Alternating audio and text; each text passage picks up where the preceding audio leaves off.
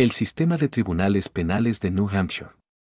A continuación se describen los pasos básicos por los que pasa una persona acusada de un delito en el sistema de tribunales de justicia penal de New Hampshire desde el arresto inicial del delincuente hasta su sentencia. Este video es una breve descripción y no constituye un consejo legal. Le recomendamos que cualquier pregunta que tenga sobre su caso en el tribunal penal o el caso de alguien para quien está buscando información, se dirija a su abogado designado por el tribunal o a un abogado por cuyos servicios esté pagando. Ahora, repasemos cada paso del proceso. El delito. Para que alguien ingrese por primera vez al sistema de tribunales penales de New Hampshire, primero debe ser acusado de un delito. No es necesario que el individuo haya cometido un delito, la agencia policial que lo arresta simplemente debe tener una sospecha razonable de que la persona arrestada era el delincuente. El arresto. Un arresto es el acto de aprehender y poner bajo custodia a una persona, es decir, capturarla y detenerla en una cárcel de la ciudad o del condado hasta que se pueda recopilar más información sobre el delito y se puedan tomar decisiones sobre los próximos pasos en el proceso legal. El arresto también puede deberse a la emisión de una orden judicial. Reserva. El arrestado es llevado a una comisaría y fichado. El reserva incluye que le tomen una fotografía y sus huellas dactilares, además de que le hagan muchas preguntas sobre lo que sucedió que condujo al arresto, su historial personal y su estado de ánimo. Se inicia inmediatamente una investigación sobre sus antecedentes penales, pruebas o testigos. La mayoría de los abogados con licencia le recomendarán en este momento que permanezca en silencio y no proporcione ninguna información porque puede contar con que todo lo que diga será utilizado en su contra. Cuando se le permita hacer su única llamada, es mejor llamar a un familiar confiable o a un abogado porque sabrán dónde y cómo comunicarse con usted y podrán comunicarse en su nombre. Las compañías de fianzas y los abogados no siempre aceptan llamadas por cobrar, que es la única forma en que los arrestados pueden llamar. No es recomendable llamar a un amigo, pareja o cualquier persona involucrada en el delito. Detención. En el momento en que se toma la decisión de detenerlo en la cárcel, sus derechos se vuelven mucho más limitados. Si aún no ha hecho su única llamada, puede hacerlo mientras está detenido. Utilice este tiempo para comprender los cargos en su contra y sus próximos pasos, ya sea que incluya una fianza o una comparecencia ante el tribunal. Aunque es difícil, es el momento de tener paciencia. Los siguientes pasos varían, dependiendo del tipo de delito, la gravedad del mismo y el lugar donde ocurrió. Audiencias y comparecencias. Para que los arrestados tengan el debido proceso, que es el derecho a un trato justo a través del sistema judicial normal, las audiencias y comparecencias se llevan a cabo hasta el momento de la liberación o el juicio. Ejemplos de audiencias importantes incluyen la comparecencia inicial, también llamada primera comparecencia, lectura de cargos, audiencia preliminar y audiencia de fianza. El oficial que lo arrestó, la cárcel, el abogado o el tribunal le informarán al arrestado cuándo y dónde presentarse en las audiencias. El aviso podría estar en papel sin que se lo comuniquen en persona.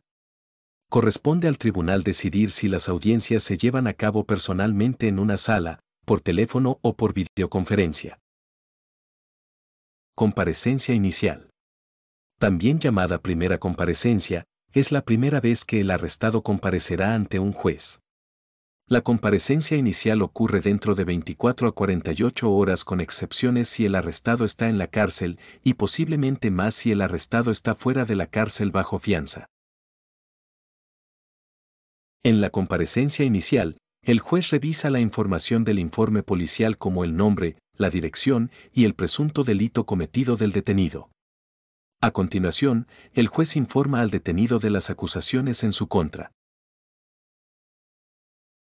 El juez puede liberar al detenido si las pruebas en su contra son débiles, pero si existen pruebas suficientes, se establece la fianza. Si previamente se había establecido una fianza, el juez puede reconsiderar el establecimiento de una nueva fianza. El juez también informa al detenido sobre el derecho a guardar silencio y el derecho a tener un abogado. La comparecencia inicial no es el momento en que el acusado se declara culpable, sea culpable o no, y si se le hacen preguntas, las respuestas deben ser sí o no. Existe una excepción a no declarar culpabilidad en la comparecencia inicial porque a veces la comparecencia inicial puede ser la única comparecencia para delitos menores menos graves. La lectura de cargos. La lectura de cargos puede ser una comparecencia inicial si es la primera vez que un acusado ve a un juez en su caso. Por lo general, también es la primera vez para los acusados que no fueron arrestados pero recibieron una citación o requerimiento. Si el acusado no tiene un abogado, el tribunal puede asignarle uno. Si aún no se ha establecido la fianza, se aborda en la audiencia del Tribunal de Lectura de Cargos, y si se solicita, el juez puede revisar la fianza y cambiarla o mantenerla igual. Algunos lectura de cargos son similares a una primera comparecencia cuando se presentan la fianza, los derechos y los alegatos. Un juez preguntará al acusado si comprende los cargos penales en su contra. Este no es el momento de discutir ni decir nada. Sí o no debe ser la única respuesta. Algunos lectura de cargos son más formales debido a cargos formales presentados por el fiscal o el gran jurado. Se puede pedir al demandado que se declare culpable. En algunos lectura de cargos más formal, el acusado recibe una copia de los cargos penales formales presentados ante el tribunal. Después de que el juez informe al acusado de sus derechos, el acusado o su abogado se declararán culpables de los cargos. Hay 3 opciones de declaración de culpabilidad. El acusado puede decir que es culpable, no culpable o no impugnado, lo que significa que no impugna los cargos pero no admite su culpabilidad. Audiencia preliminar. La audiencia preliminar solo se lleva a cabo si el acusado dijo que no era culpable durante la lectura de cargos o la audiencia judicial inicial y, por lo general, dentro de los 30 días. Piense en ello como un proceso de selección para reunir pruebas, informes de testigos e informes de incidentes para determinar si el caso debe ir a juicio.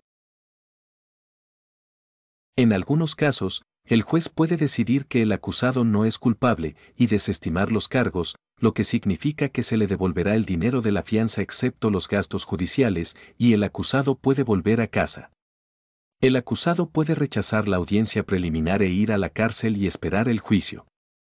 Algunas audiencias preliminares se llevan a cabo por videoconferencia. Procedimientos previos al juicio. Los procedimientos previos al juicio comienzan después de la lectura de cargos e incluyen comunicación de ida y vuelta entre los abogados y el tribunal en preparación para el juicio. Los procedimientos pueden incluir solicitudes de descubrimiento de pruebas, mociones previas al juicio, o una conferencia previa al juicio. Descubrimiento es el proceso en el que ambas partes, la acusación y la defensa, recopilan información, entrevistan a testigos, solicitan registros, videos y analizan pruebas. Ambas partes deben compartir la información que han recopilado. Esta información no incluye conversaciones entre el arrestado y su abogado. Las mociones previas al juicio son solicitudes formales de algún tipo de acción por parte del tribunal. Por ejemplo, existen mociones para suprimir, es decir, retener información injusta. Mociones de aplazamiento, es decir, retrasar el juicio por diversas razones.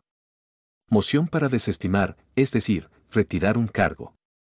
O mociones de solicitud de descubrimiento.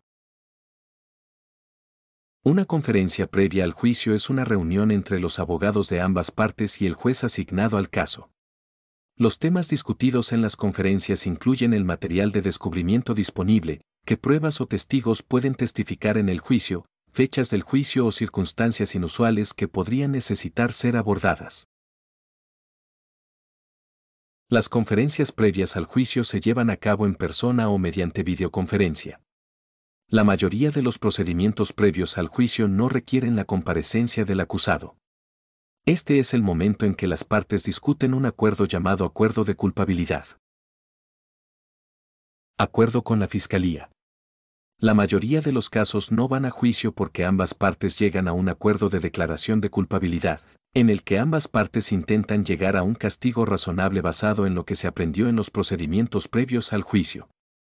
Solo se puede llegar a un acuerdo de culpabilidad si el acusado admite que es culpable a cambio de un castigo más leve.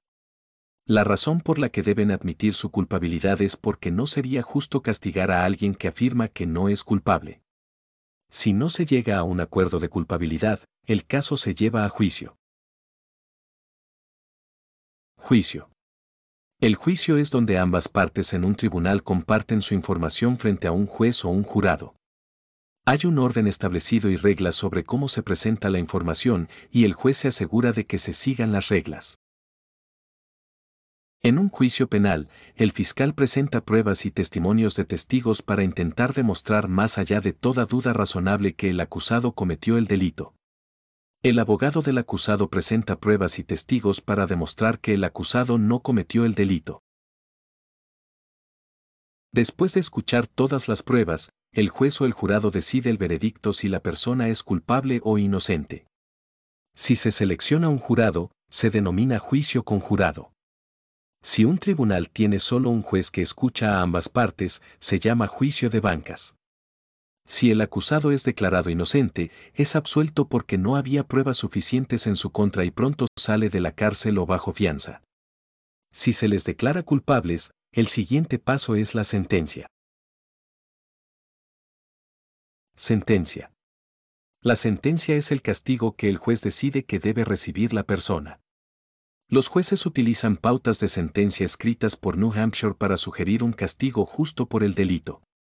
Las sentencias pueden incluir una combinación de pena de cárcel o prisión, libertad condicional, multas, restitución, daños y otras condiciones. También se puede exigir libertad condicional después de cumplir la pena de cárcel o prisión o en lugar del encarcelamiento. Permite que el acusado regrese a la comunidad bajo reglas o condiciones específicas, tales como restricción de quién o dónde puede visitar el acusado, posible monitoreo con pulsera en el tobillo, reportarse a un centro de tratamiento o a un oficial de libertad condicional. Si una sentencia se considera severa, el abogado del acusado puede solicitar una apelación. Es importante que haga preguntas a su abogado y comprenda los pasos a lo largo del proceso judicial.